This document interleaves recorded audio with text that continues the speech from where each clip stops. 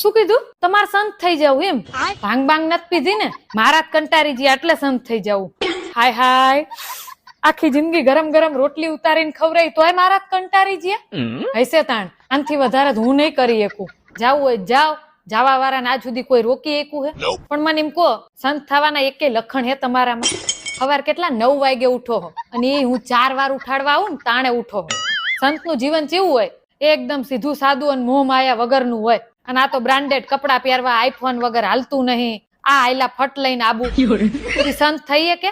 હું તો કઉ તમે સંત નહીં, સંતના સેવક થઈ જાવ ને તોય ગંગા નાયા. પેલા સીધા રહેતા શીખો ને પછી સંત થવાની વાતું કરજો. જાવું જ છે તો ઉપડો.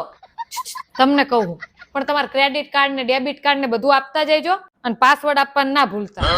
પછી જાવ તમ તાર. તું શું કામ ઉપાધિ કરસ? 2 દિન તાર પપ્પા પાસા નો આવે મને કહેજે.